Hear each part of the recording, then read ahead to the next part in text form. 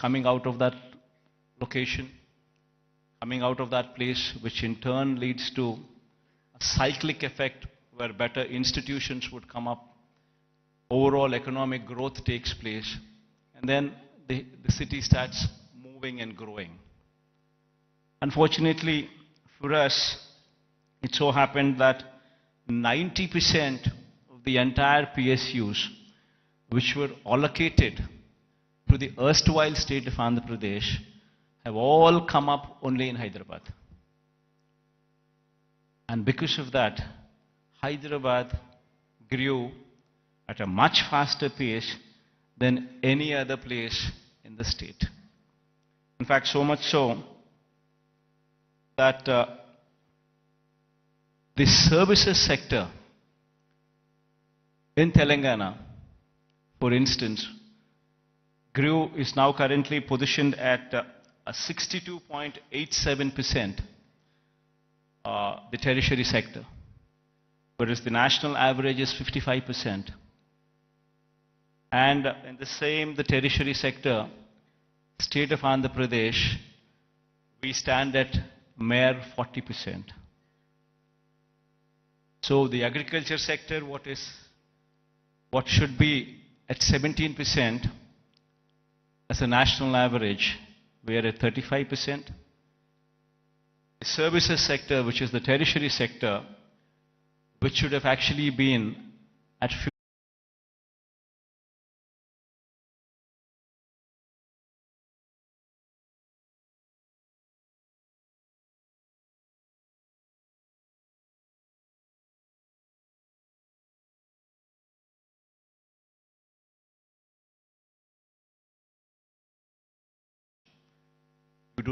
You do not see the kind of numbers what you see in the services sector.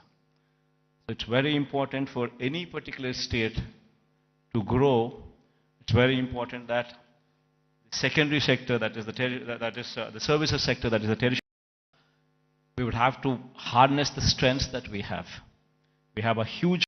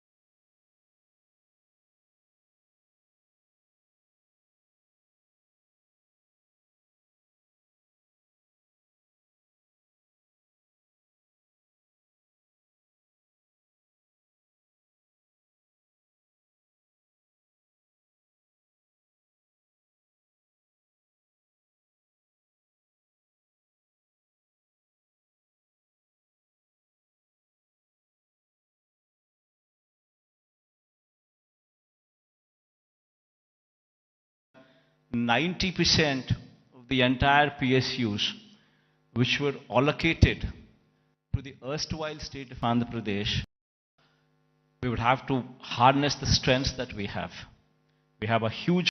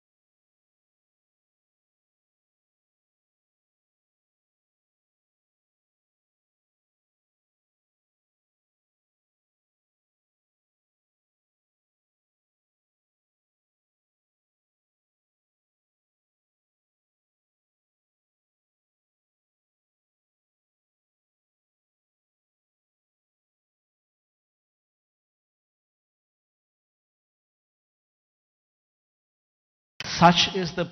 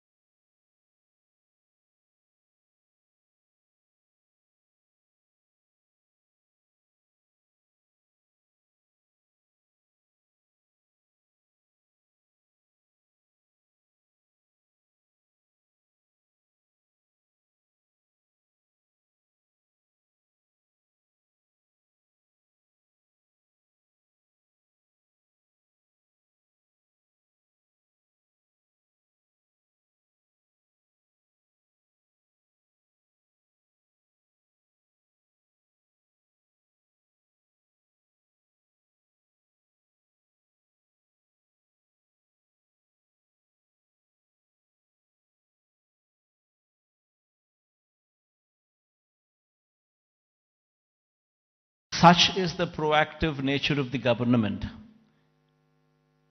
and such is the conducive business-friendly environment prevalent in the state, that consistently for the past 3 years, in the category of ease of doing business, the state is rated number 1. This is one major achievement that the state can boast about, trying to showcase that we per se are very friendly to environment, very friendly to industries. Now, having said that, it has attracted almost 13 lakh crores in the Global Investors Summit, which we concluded last year. 352 MOUs were signed, an employment potential of close to 6 lakhs. And at a brisk pace, these MOUs are being translated into reality. In fact, out of 352 MOUs that we have actually signed, in fact, 39% of these MOUs have actually translated into actual commissioning of the plants. So at a brisk pace, these things are happening. And we have also, the economy per se, if one were to look at it, just doesn't come with only the elite or the aloof or the big manufacturing sector alone coming up. It's got to be a mix of everything. In fact, so much so that I would say that the state government has implemented in these 5 years several welfare programs orienting them towards sustainable self-employment. In fact, every scheme of the state government, if one were to notice the schemes, especially the welfare schemes, one would be surprised to see what kind of a transformational bearing these schemes have. To begin with, everything is DBT, direct benefit transfer, where there's no middleman in between, where everything is transparent and there's no corruption there. Now, having said that, every scheme is hand-holding women. So much so that every scheme is translating. Say, for instance, I speak about Cheyuta as one particular scheme. The scheme actually narrates hand-holding women, same particular woman, consistently for 4 years, every year giving 18,750 rupees for the same woman. So in 4 years' time, you actually handhold the same woman, giving every year 18,750 to the same women. While we are doing that, we ensured that there is a bank tie-up also coming into picture. We've also ensured that big companies starting from Amul to ITC to Reliance to Procter and Gamble to such kind of big companies also partnering with these women in sharing opportunities. Most of the employment cycle doesn't come from government employment. Government employment per se, before we had come in, probably we had 4 lakh jobs in government sector. And probably our government, being very proactive in actually providing for jobs, could actually create another 2 lakh jobs, which is actually very high. Before we had come in, we had 4 lakhs for decades. And after we had come in, we actually created 50% more jobs in government sector. But that is where it can end. It cannot go beyond that. You're talking about 4 lakhs being to 6 lakhs. Then per se, the big industrialists also, when we were to speak of, if we were to speak of, if one were to see the translation of opportunities of jobs actually created per se for investment that is actually put in, would probably translate to probably 1 crore of investment translating into one particular job. Not much. Maybe adding to another 2 or 3 lakhs, not beyond that. The major contribution comes from 3 other sectors. One is agriculture, which actually constitutes 62% of the workforce. Now what we have done is support agriculture, where in fact the best part in agriculture is, the challenging part in agriculture is, even though the fact still remains that 62% of the population depend on agriculture, the fact is 50% of the land holding is less than 1.25 acres, that is half hectare. If one were to translate this land holding into, for calculation's sake, as to up to 1 hectare, if one were to take into consideration, then you're talking about 70% of the land holding.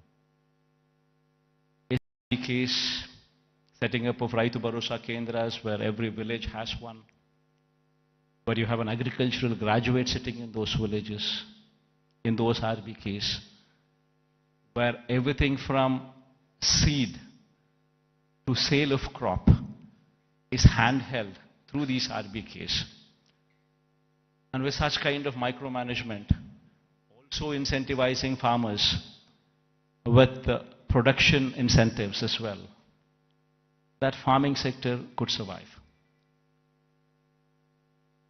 This is one major sector which actually comes to give you a support for the employment.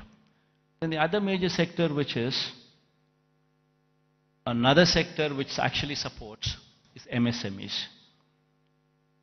MSMEs also, if one were to speak of, talking about if industries, mega industries, big industries constitute maybe 3 lakh, 4 lakh jobs, you're talking about MSMEs which actually constitute more than 30 lakh jobs. There per se, the employability rate is more. Every MSME is small, but yet employs more number of people when conversion ratio takes place from investment perspective. But these 30 lakhs, these 3 lakhs, these 4 lakhs, these are not the numbers. Dominantly self-employed sections. Self-employed sections constitute a primary more than 1.5 crore population, which actually should be doing well for the economy to do well. And through various schemes, various platforms, we've ensured that these self-employed sections are handheld, given support through various schemes. Before, I'll give you an example. Before we had come in, we were talking about self-help groups, which actually constitute more than 1 crore of women. Before we had come in, these self-help groups had an NPA and outstanding loans to the extent of 18%. Today, the same self-help groups, the outstanding loans and the NPAs, if one were to look at in this sector now, it is just 0.3%. And a crore of women livelihoods are dependent on that. Same word, if one were to see the same thing, in every scheme like Vahana Mitra, which talks about self-employed sections who actually are driving the cabs or actually driving the autos. If economy there fails, the entire state fails. We're talking about barbers. We're talking about so many such self-employed sections are running into lakhs, and together running into crores, which actually have been supported so as to render phenomenal growth rate. In fact, when we had come in 2018-19, our state was figuring probably the least among the states in growth rate, in GSDP growth rates. The last year numbers, if one were to say, we are figuring in top 5 states in the country. If GSDP growth rate were to be figured in. Similarly, every initiative that we've taken in supporting every sector, the MSMEs for instance, our state can boast about that we had ensured that timely MSME incentives were given even during the times of COVID. That actually protected the MSME sector, so much so that today the kind of growth that we have seen in MSE sectors was so unprecedented, never so happened in the state of Andhra Pradesh. In fact, the reasons have resulted in the state's manufacturing GVA, when viewed as a percentage of India's manufacturing GVA, increasing to 4% during 2019 to 24 from the corresponding figure of 2.9% during 2014 to 19. That was the previous regime. That is the kind of GVA contribution. State's manufacturing GVA when compared to a percentage of India's manufacturing GVA, if one were to compare. We're actually contributing 4% now versus in the previous regime, contributing to only 2.9% in those days. As I've said, the state's services sector contributes to only 40% of the state's GVA when compared to the national average of 55% and when compared to Telangana's state's average of 63%. Now this is a position that was occasioned by the state's bifurcation that has deprived Andhra Pradesh of Hyderabad city and the economic benefits associated with it. Now, how do we bring about a change which would actually help boost the state's economy? Now, what do we do about VISAKH? Now, how do we boost VISAKH's growth story so that ultimately we come across a situation where at least 10 years down the line, starting today, at least we compete with Hyderabad or we compete with Bangalore or we compete with Chennai. So what exactly does Vision VISAKH, Vision VISAKHA mean? Until and unless we think in those terms, until and unless we have passion for this particular place, for this particular city, this vision can never be visualized, can never be obtained, can never be realized. A lot of people, in fact, when I speak of these words, when I say the first thing what anybody should be doing is to come and stay here as a chief minister. If I were to say this, unfortunately we have an opposition in the state, and we also have a lot of vested interests and also a negative media with vested interests who support the opposition. I think many of you also are aware of it, that they make such a hue and cry that, in fact, that we shifting over to Vizag, they try to make an issue out of it, saying that somebody is coming to Vizag because they want to grab the lands here. They want to do that, they want to do that. And these kind of stories shamelessly are written, shamelessly are projected. And all for what? So they don't want the chief minister to come here. They go to the court, court cases are filed. All for what?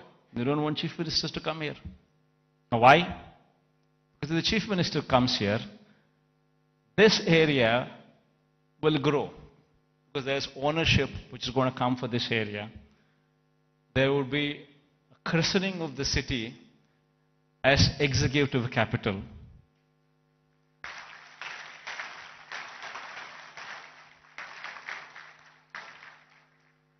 So they don't want the chief minister to come here because they have vested interests elsewhere. They bought land before the capital could be announced elsewhere. Thousands of acres in private hands, Benami lands. And they're all scared. The moment this becomes the executive capital, the land rates there would further plunge. And because of this vested interest, today, Vizag has taken the beating. So going forward, I'm here to assure everybody here that there would be changes, because this is inevitable. If one were to compete with Hyderabad, compete with Chennai, compete with Bangalore, it's very important that Vizag becomes the economic growth engine.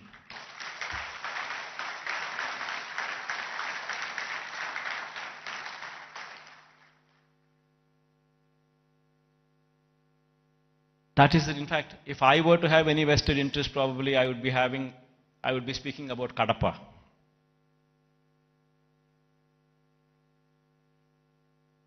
See, for me, the state is ours, to everyone here. And one in my place should think in terms of what is good for the next generation. How would we want our children to be positioned? How are the state's revenues going to be? Where is the growth going to come from? And how exactly can we boost these revenues to support the growth of Andhra Pradesh?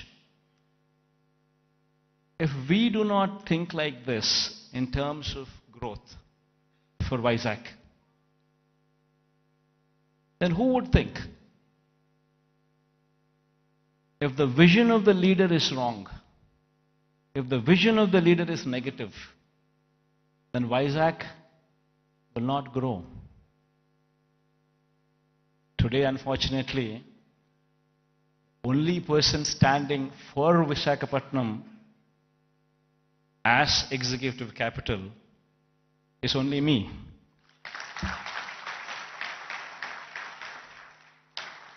Unfortunately, this is the reality. Fighting against the entire opposition, fighting against vested interests of the media, everybody wanting that Visakhapatnam is not declared as executive capital. This is the reality. everybody should keep this in mind, understand this reality. Now moving further, VISAKH would have to develop. I'm assuring you, okay, we have court cases going on, we have so many people trying to oppose everything. But I'm assuring you, post-election, my stay would be in VISAKH.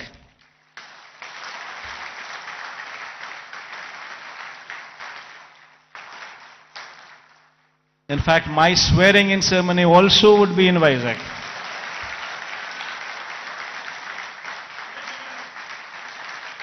This is my commitment to VISAKH.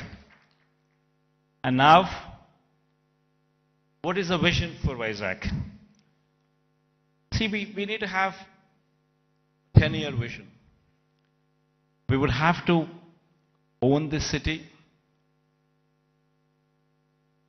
christen the city as executive capital, become part of the city, and have a 10-year vision. You know, we need to have a roadmap which is workable, which is doable. It cannot be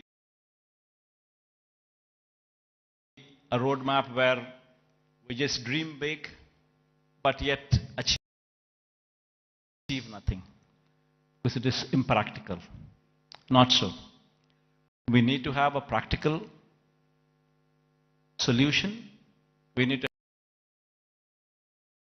have a practical approach, and we need to have a vision which is realizable in 10 years' time. Of course, this vision is one vision which cannot be alone done by the state government. It would have to be the state government, it would have to be the central government, it would have to be a PPP model, it would have to be encouraging private people also to become part of the vision. All these people become part of this vision, only then we can realize VISAKH is the next competitor in a decade's time to Hyderabad, Bangalore or Chennai. In fact, why I was opposed to the idea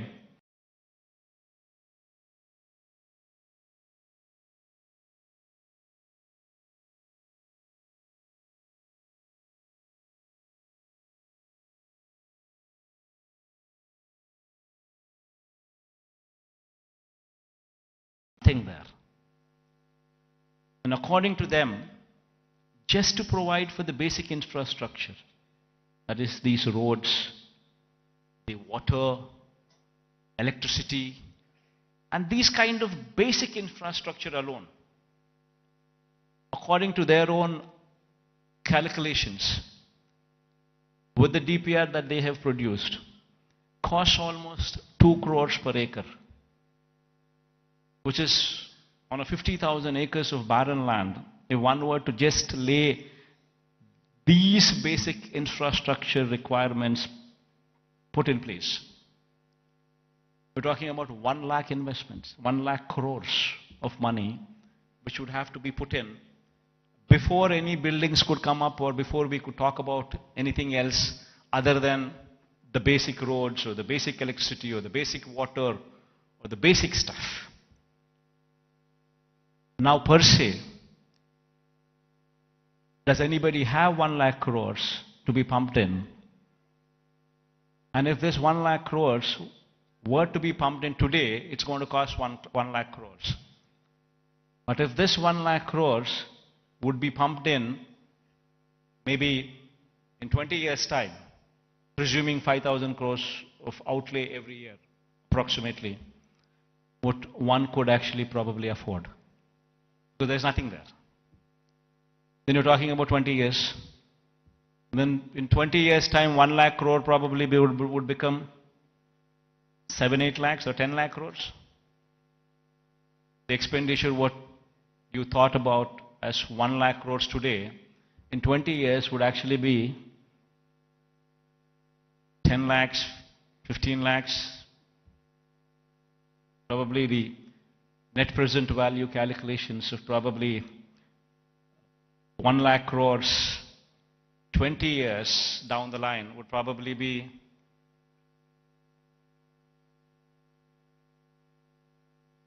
one were to calculate 1 lakh crores today, 20 years down, it would be 10 lakhs, 15 lakhs, 20 lakh crores. And which is going to be a dream chasing. You would never be anywhere. That is the reason why I say I'm nothing against it. It's only something that we can't do it. Whereas here in Vizag, we have a place which already has this basic infrastructure put in place. We already have roads. We already have good roads. We already have electricity, good electricity. We have good water connections. We have good everything. Basic infrastructure is already put in place. So all what we need to do is, given that finishing touches, just give it a little bit of finishing touches, and it would transform into something much, much, much bigger. And what are those finishing touches that we need to give? An iconic secretariat. The moment we shift here and christen it as executive capital, you obviously would have the entire employees also come and station here, for which a secretariat building. Why construct an ordinary secretariat building? Construct something iconic, which would stand out, which would attract the entire country to see. Iconic secretariat, an iconic convention center. People talk about one of Geo Convention Center. The latest, the biggest, the best. These are the names that they give. Here we have something like that. Not much of a cost. Why can't we have one here so that the entire world, entire country looks up? Iconic stadium. There's one in Ahmedabad. Investment is probably 800 crores, 1,000 crores. Not much of an investment. But the entire country talks about it. Entire country talks about that stadium. And whensoever a match is played between the countries, that stadium is glorified.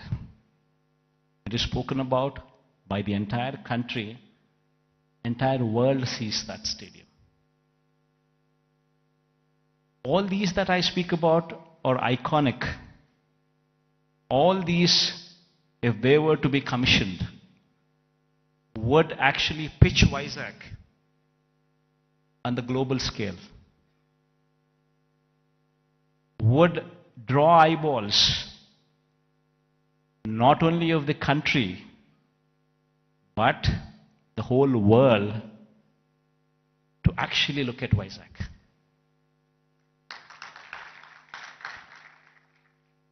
What we have envisioned for Vizag, iconic secretariat, iconic convention center, iconic stadium, Institute of Emerging Technologies.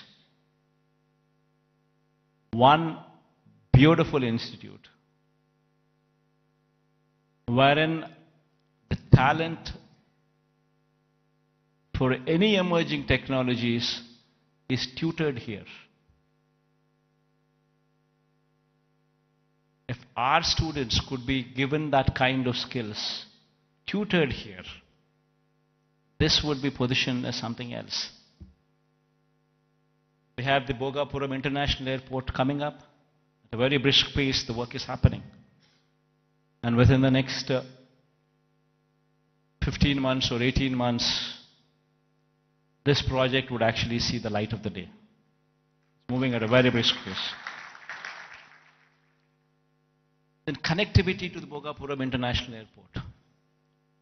a 6-lane beach corridor road with beautiful green lawns on either side of the roads. 6-lane road to Bhogapuram International Airport. They're talking about a metro rail. Our VISAKH is probably the only metro, I guess, which does not have a metro rail. So getting funds for metro rail per se, I don't think it's that difficult. Because it might cost another 14,000 crores, but 60% of the funding comes in PPP model by the developer. Another 40% is to be shared by central and the state government. Central shares 20%, state shares 20% of the 14,000 crore investment. Of course, we are pushing for the entire 40% to be borne by the central government. That's a different story. But even if that doesn't happen, we're still talking about 20% contribution from the state government. And then you could actually see a 14,000 crore metro rail project also take off. Then we're building a Molapet port in Srikakulam. Within the next 1 year, the Molapet port would actually start functioning. And we have VISAKH, Bhogapuram International Airport, which is 30 kilometers from the airport. And then from there, the Molapet port is just another 110 kilometers or so. So you have entire corridor from VISAKH International Airport and then Molapet port.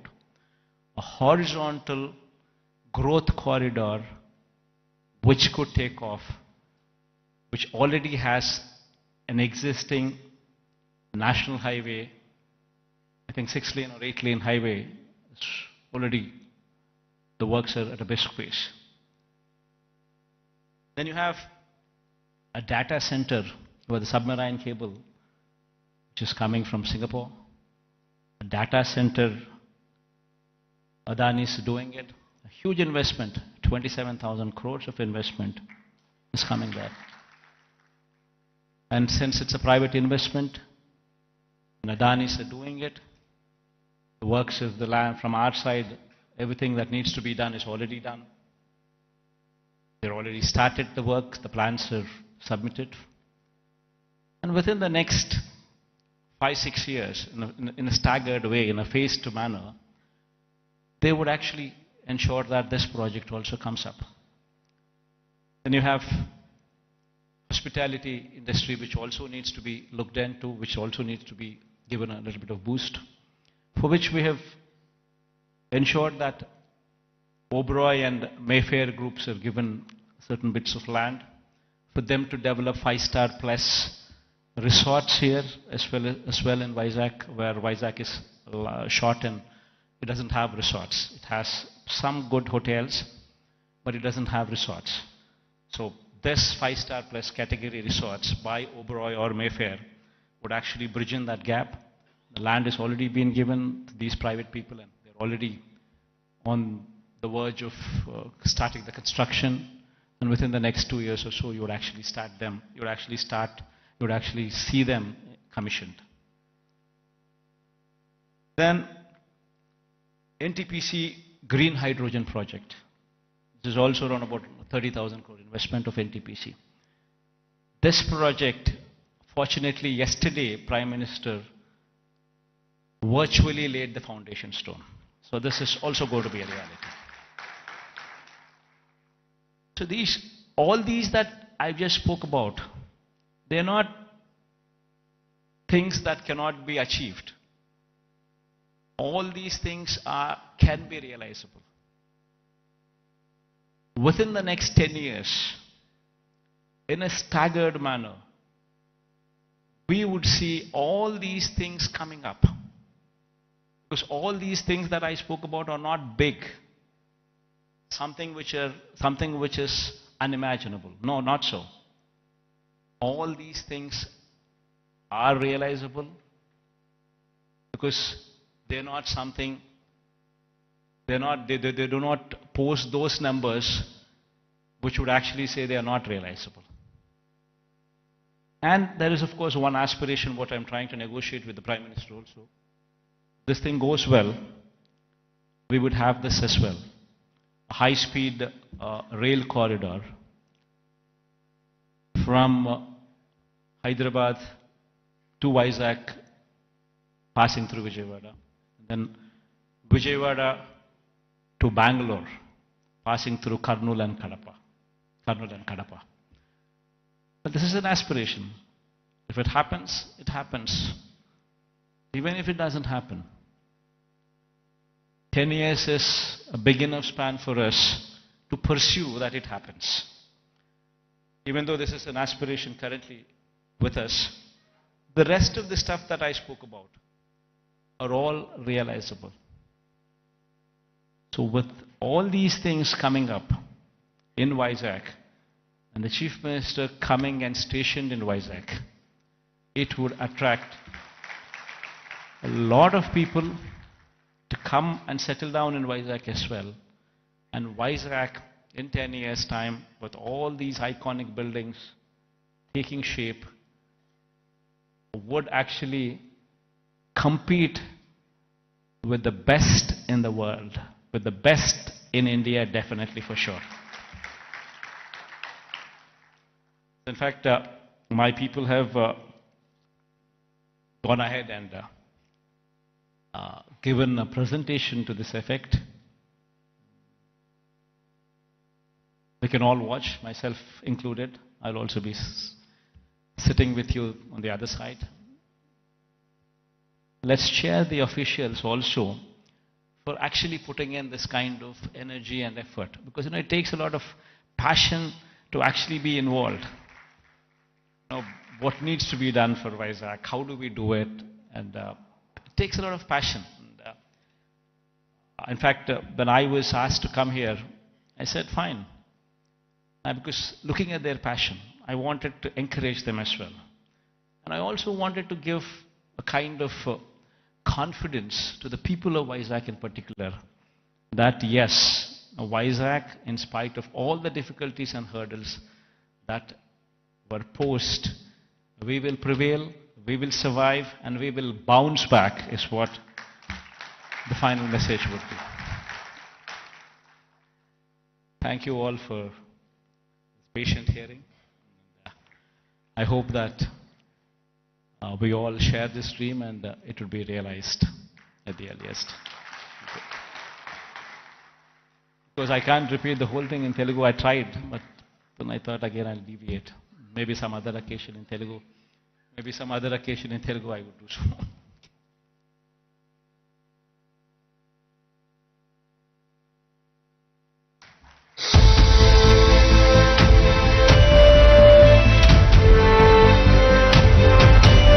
Thank you very much to the Honorable Chief Minister for that really confidence-inducing talk about his vision for Visakhapatnam and thereby the development of Andhra Pradesh. Truly, truly confidence-inducing. Very, very inspiring. Thank you very much, sir, for the confidence-inducing talk on your vision for Andhra Pradesh.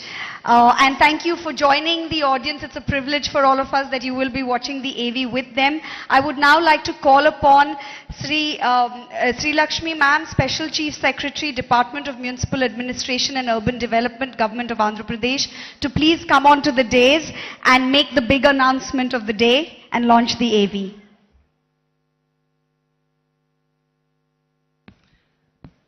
I thank the Honorable CM for his brilliant address on his vision for the development of Andhra Pradesh and Visakhapatnam. As part of the development roadmap of the state, we now present the development plan for the next 5 years for Visakhapatnam and its hinterland in the form of a magnificent film titled Vision Visakha. The film encapsulates the plans for the development of Visakhapatnam by the government by partnering with the private sector, by facilitating the private sector to grow, and also by taking up various schemes by the government. Honorable Chief Minister, and august members of the audience, I now present to you Vision Vishakha. There are very few cities that have emerged as the business and financial nerve centers of the world. New York, London, Frankfurt, Dubai, Hong Kong and Singapore have established themselves as prominent global centers for commerce and finance. In India, Mumbai on the west coast has emerged as a major business and financial center. However, its rise has now been constrained by overpopulation, lack of ease in doing business, infra-congestion and limitations in real estate.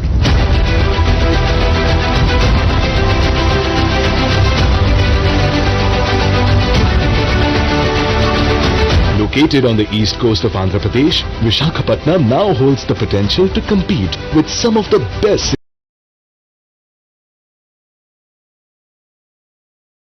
cities in the world in developing, innovation and natural scenic wonders.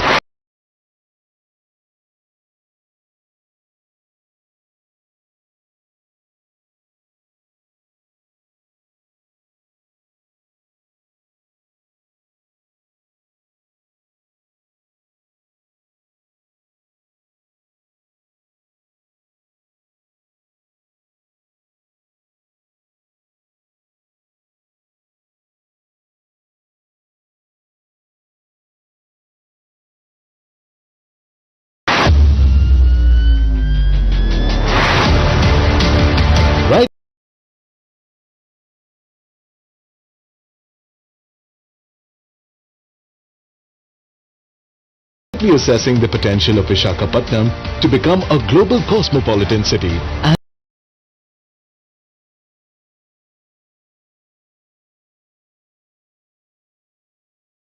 and the enormous opportunities for it, Andhra Pradesh Chief Minister Shri Y.S.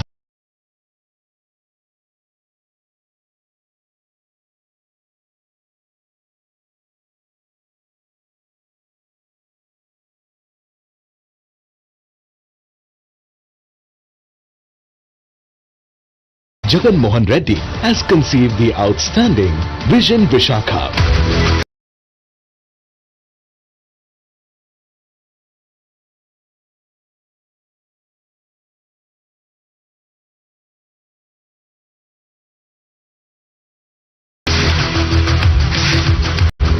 Vision Vishakha aims to support Visakhapatnam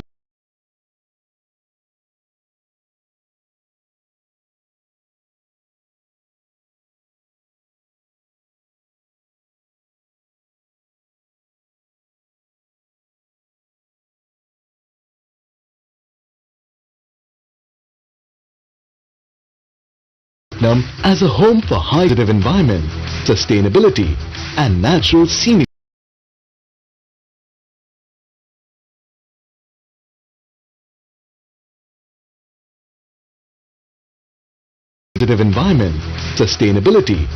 natural scenic beauty to go on to become a leading financial New South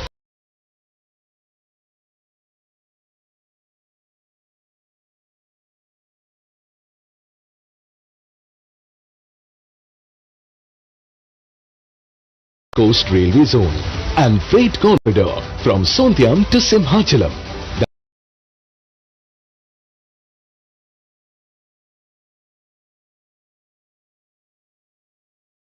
That will be undertaken at a cost of 196 crores, 14,000to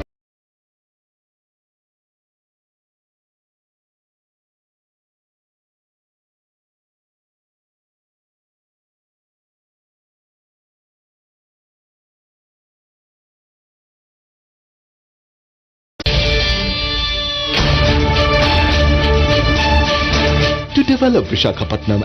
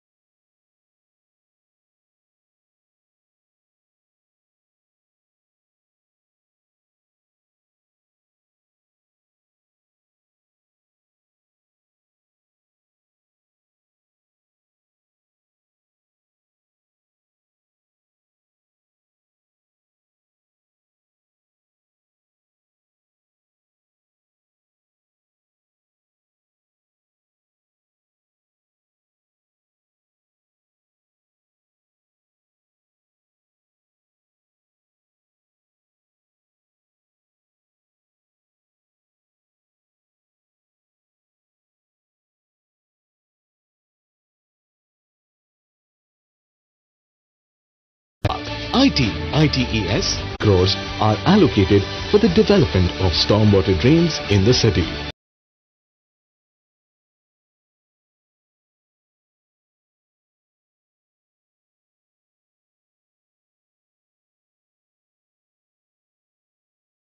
As far as livability and social infrastructure is concerned, 100 parks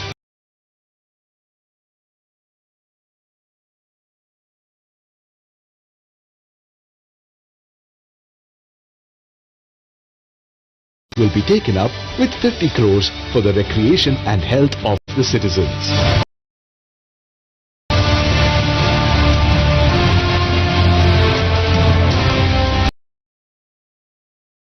$150 lakes will be developed in a phased manner in the city with a sum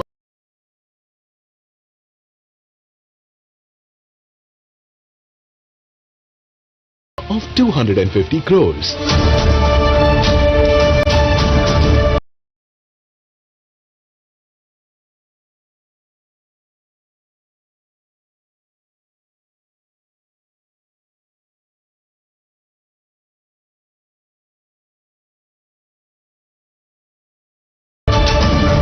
Regarding sports facilities, 7 stadiums will be developed with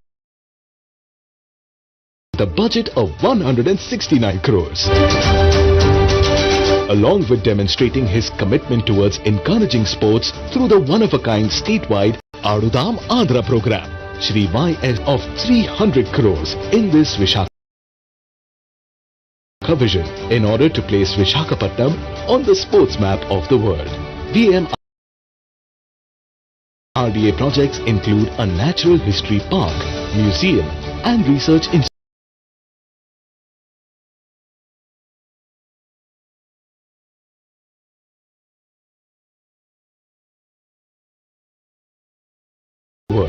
VMRDA projects include a natural history park, museum and research institute with 108 crores, a convention center with 220 crores, an urban entertainment zone with 40 crores and Siripuram multi-level car park with 87 crores.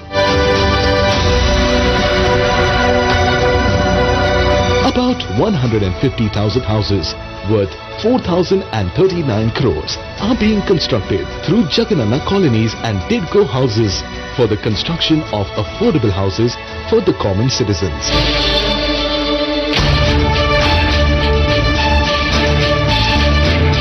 Visakhapatnam has unlimited opportunities in the tourism sector.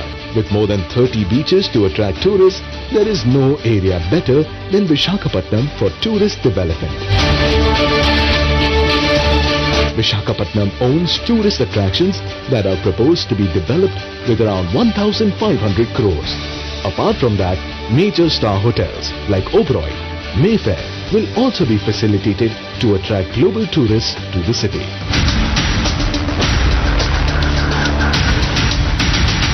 Shri Y.S. Jagan Mohan Reddy also proposed the establishment of a global convention center worth 500 crores and several malls such as Inorbit Mall worth 750 crores. Under the infrastructure for Eco VISAKHA, clean energy, 178.22 crores have been proposed for the development of Nagar Vanalu, Mudassarlova and Meghadrigadda floating solar plants, 2- and 3-wheeler electric transport projects. Chief Minister Y.S. Jagan Mohan Reddy's impeccable foresight resulted in a magnificent mission to develop Visakhapatnam into a global city with spellbinding amenities. A successful realization of this vision is destined to make this city of destiny a remarkable cosmopolitan center in no time.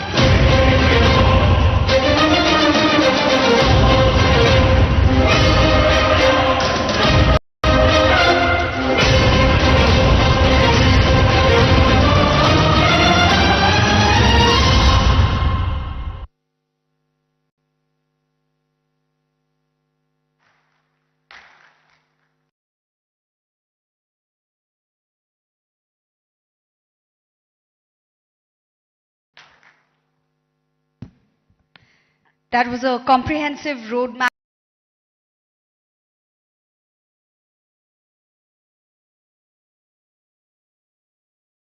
presented to you, taking into consideration connectivity, livability, social infrastructure, urban planning, industrial growth, sustainability and climate resilience. The Honorable Chief Minister of Andhra Pradesh, Shri Y.S. Jagan Reddy Garu, is well on his way to achieving Vision Visakha and many other such projects for other cities of the state as well. He has already unveiled projects worth more than 1,500 crores, as you saw in the audiovisual presentation. To serve as an illustrious reminder of this bold and ambitious Vision Visakha, the government of Andhra Pradesh has curated a coffee table book. To release this coffee table book, I request the Honorable CM, Shri Y.S. Jagan Reddy Garu, and respected ministers and other dignitaries to please come onto the dais to release the book.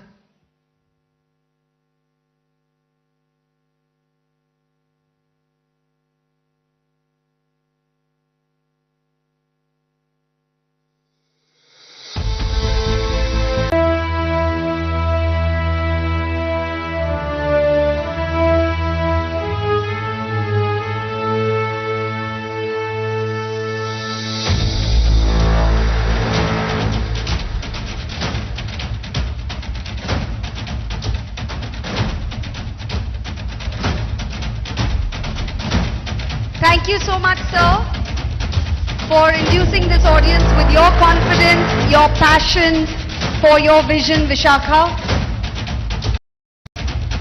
For inducing this audience with your confidence, your passion for your Vision Visakha.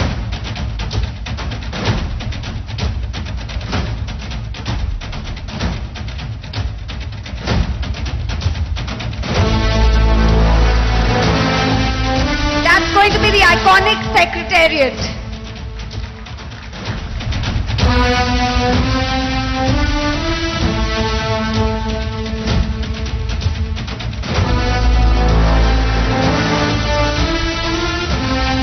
The iconic Secretariat that will lure the eyes not only of the entire country but also of the entire world, as shared in Vision Visakha by the very driven, young, dynamic leader of Andhra Pradesh, the Honorable Chief Minister Shri Y.S. Jagan Reddy Garu. I would also like to thank Shri Budimuttiala Naidu Garu, Deputy Chief Minister of Andhra Pradesh, Shri Gudivada Amarnath Garu, Honorable Minister of IT and Industries, Srimati Vedadala Rajani Garu, Honorable Minister of Health and Family Welfare District in charge, Shri Adimulapu Suresh Garu, Honorable MAUD Minister, Shri Y.V. Subbareddy Garu, Honorable MP of Rajya Sabha, Shri